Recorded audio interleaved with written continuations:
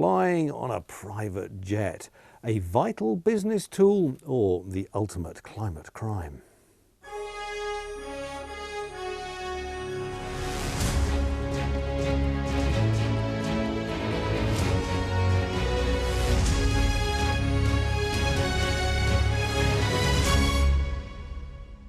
Hello and welcome to the Climate Show. This is by far the most polluting form of flying, attracting the anger of protesters and the scrutiny of policymakers. In a moment, I'll be at a conference of private jet investors asking if they're expecting turbulence ahead. Also on the show, 1 million electric vehicles are now on our roads, but with prices of used models plunging, is everything rosy in the world of green motoring? A year on from this inferno, we hear from the residents of a small American town still worrying about their health.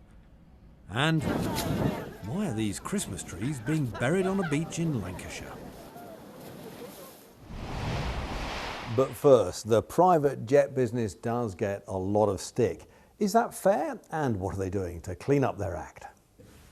I'm allergic to the word luxury because I think that a corporate aircraft is really a business tool. It's a time machine. At this private jet showroom in London's Mayfair, business is good.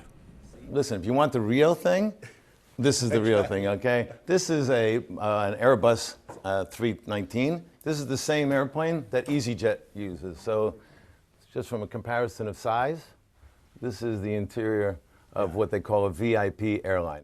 Glamorous it may be, but popular it's not.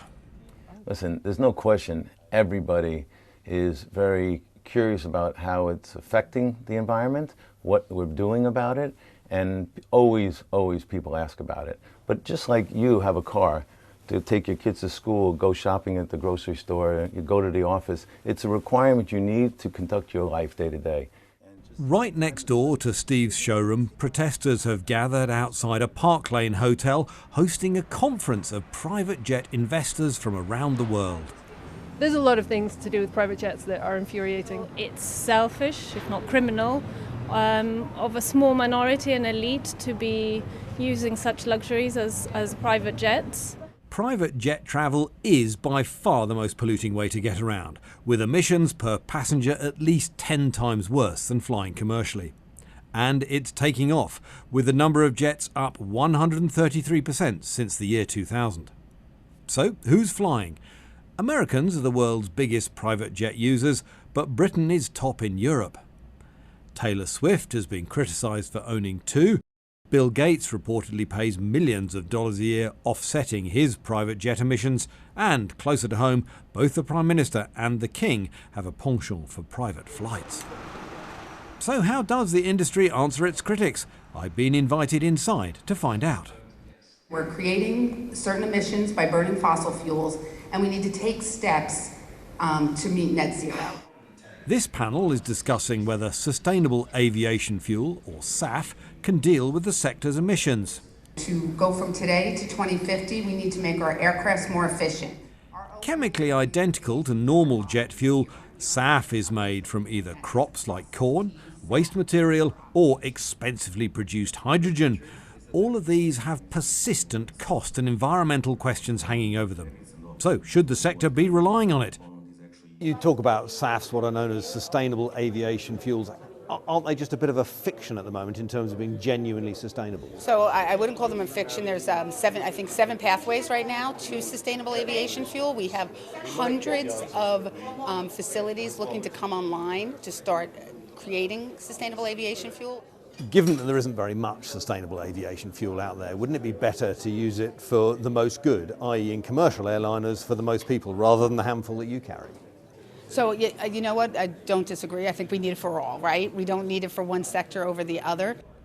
Matt Finch also spoke on the panel. He's from an environmental think tank. Matt, how credible do you think it is that this sector, which has some of the highest emissions sort of per person, can truly make a journey to net zero?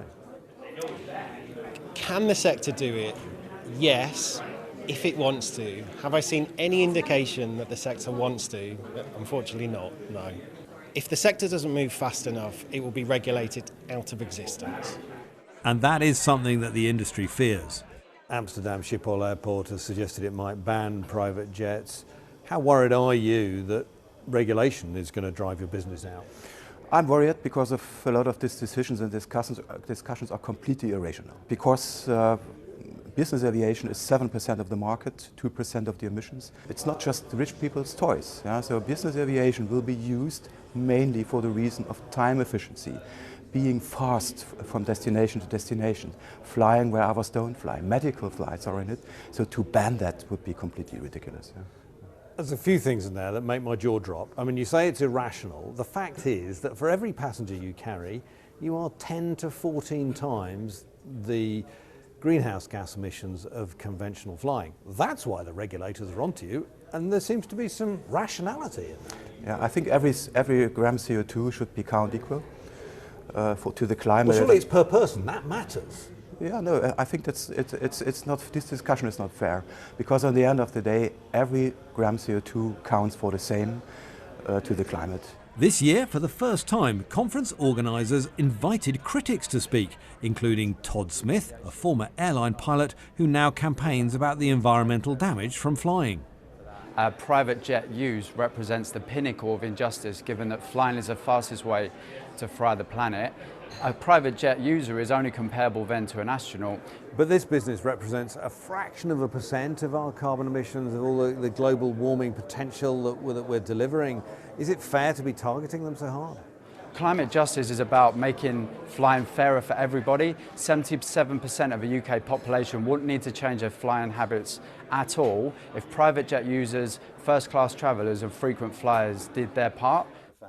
Back at Steve's showroom, he says attacking the industry will do little for the climate.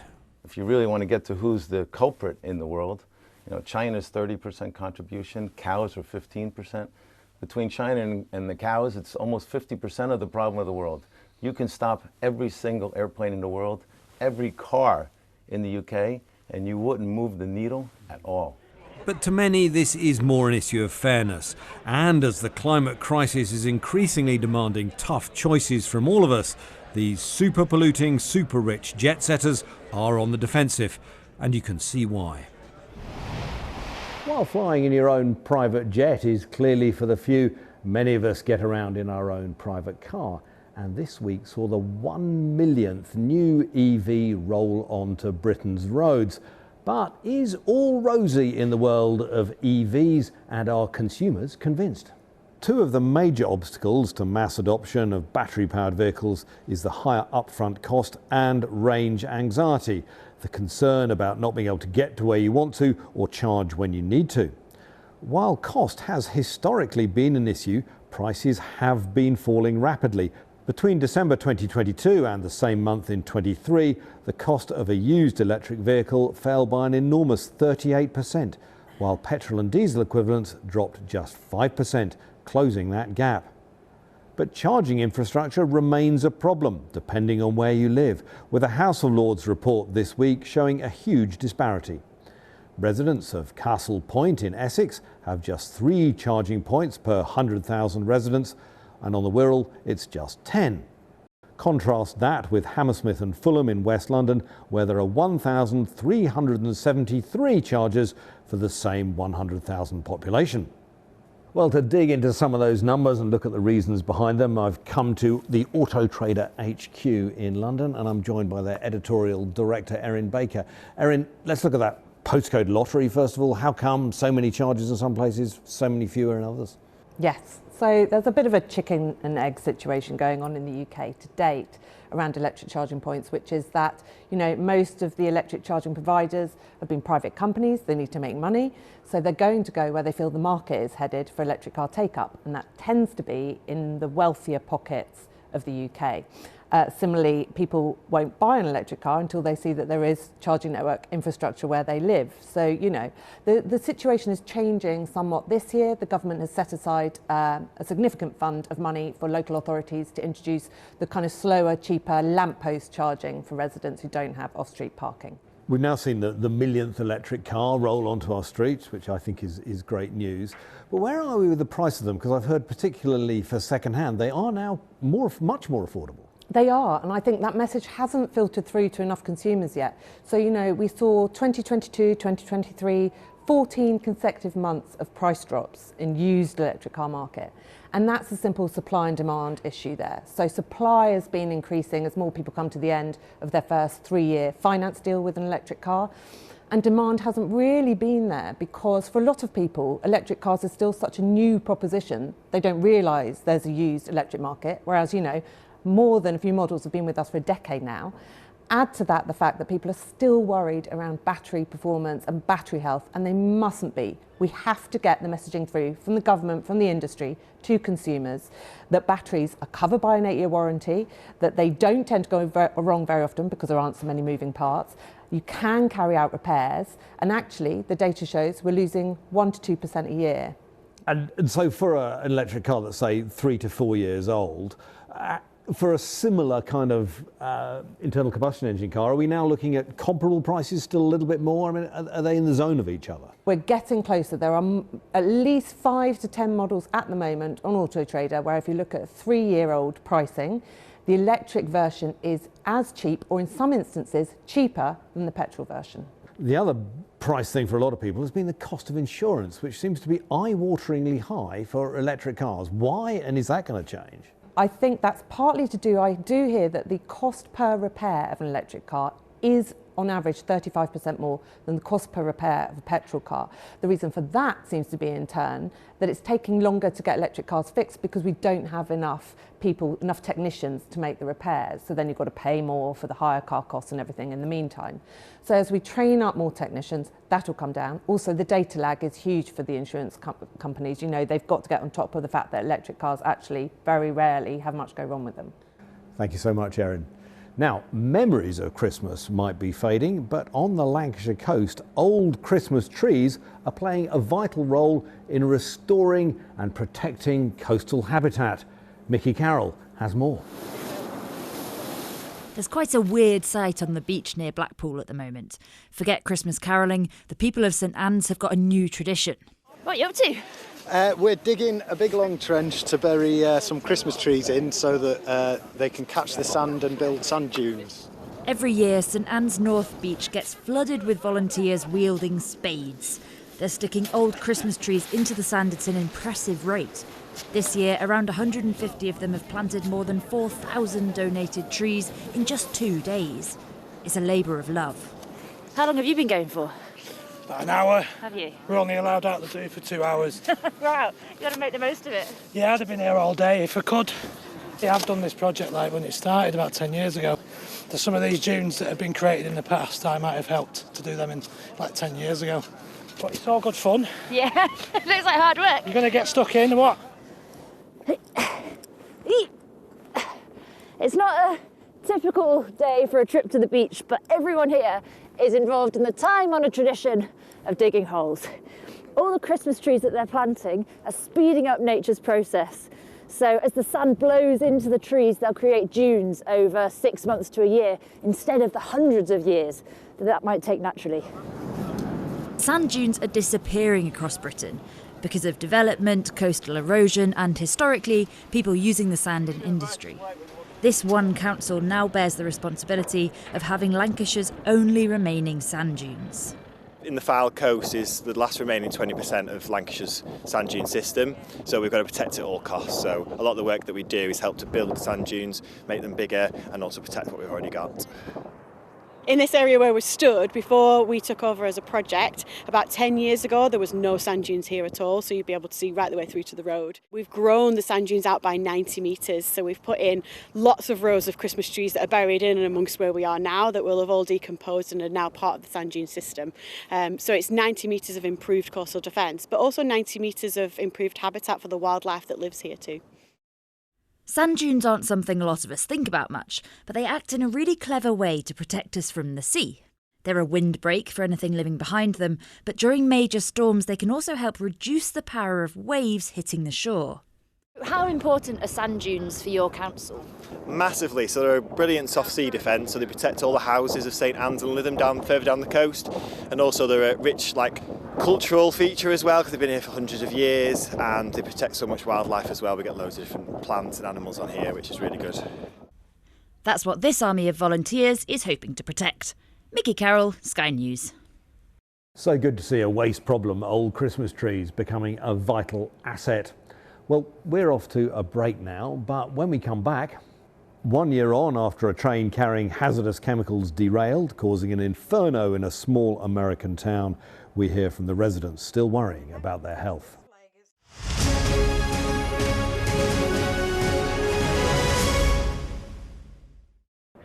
Welcome back to the show. Now, it has been a big week in the world of climate news after it was revealed that the last 12 months have been hotter than 1.5 degrees above the pre-industrial average, breaching the lower target set in 2015 in the Paris Agreement for the first time. While 1 year doesn't mean that the agreement has been broken, especially with the current natural El Niño warming phase, it's an indication that we're well on track to break it.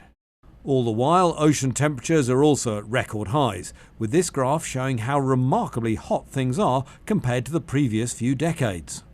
Despite all that, there's no sign of the political heat being taken out of our journey to net zero, with Labour deciding this week to abandon a pledge to invest £28 billion in the green economy. What won't now happen is that we won't make further or new investment decisions, and that means that we won't reach the £28 billion envisaged, and that figure is effectively stood down.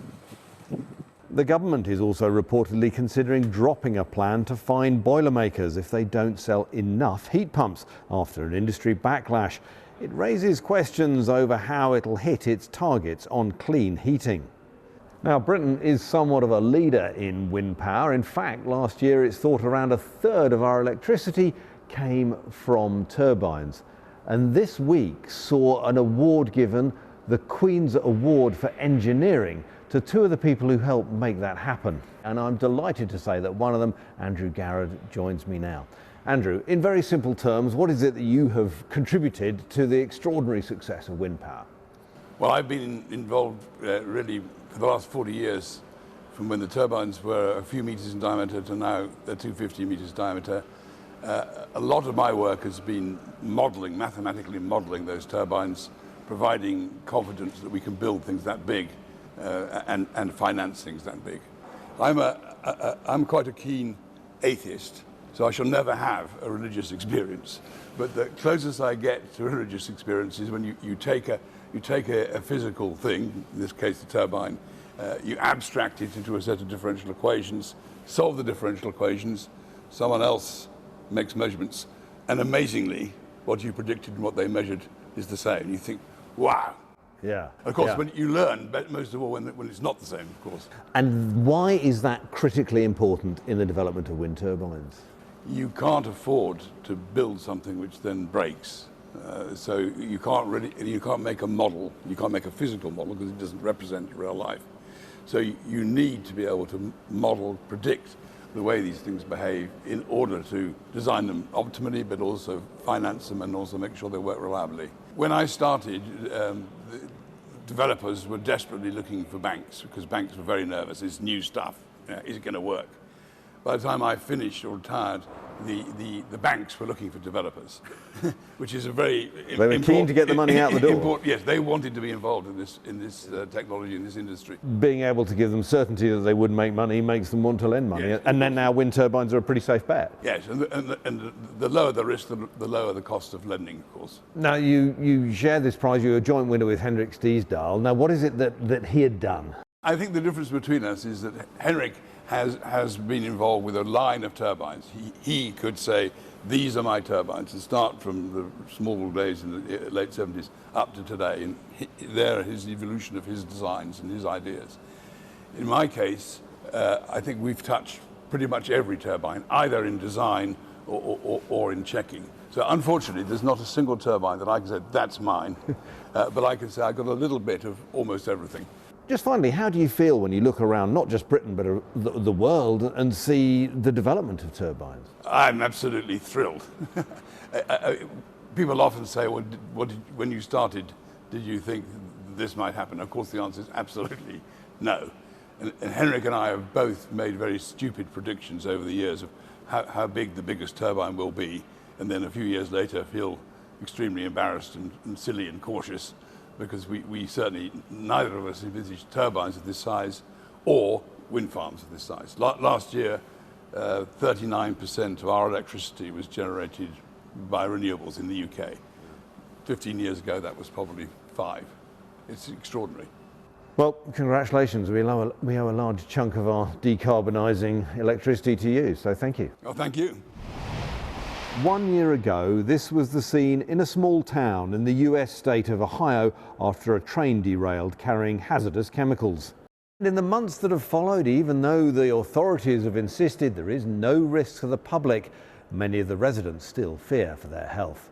There was a huge explosion, a huge massive fire, clouds of smoke over the community. The train was carrying a cocktail of hazardous chemicals that spilled and caught fire. Hundreds of residents were evacuated, more left of their own accord out of fear. You know, that old phrase, death riding a big black horse, that's what it felt like. I'm serious, it really did. 1 year on, that fear remains. I've been to the doctors, I've had biopsies, punch biopsies done. They come back chemical dermatitis, so I'm kind of scarred for life. We live very close to the school, so on nice days I'll walk to pick him up. And I remember once he jumped in a puddle and he stopped and looked at me and said, "Is vinyl chloride in this puddle?" But the State Environment Agency says it hasn't found signs that the spill could have harmed human health. We know that contamination did not reach groundwater, and we know that the drinking water is safe. So in terms of the environmental exposure or pathways in terms of human health, we're not aware of any. And Norfolk Southern, the train company, say they're listening to residents and solving issues. But during an exclusive interview with our sister channel NBC, the company's CEO still seemed to be having problems.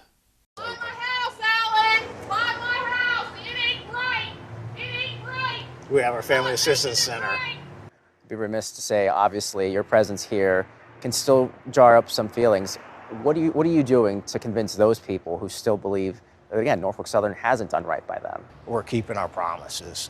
For residents, they just want the whole ordeal to be over with. Hopefully in 10 years from now, even though this is part of our story, that big plume isn't what everybody sees. Well, that is it for this week. Remember, you can catch up on all your climate and environment news on the Sky News website and app, or by scanning the QR code that is on your screen right now. See you next week.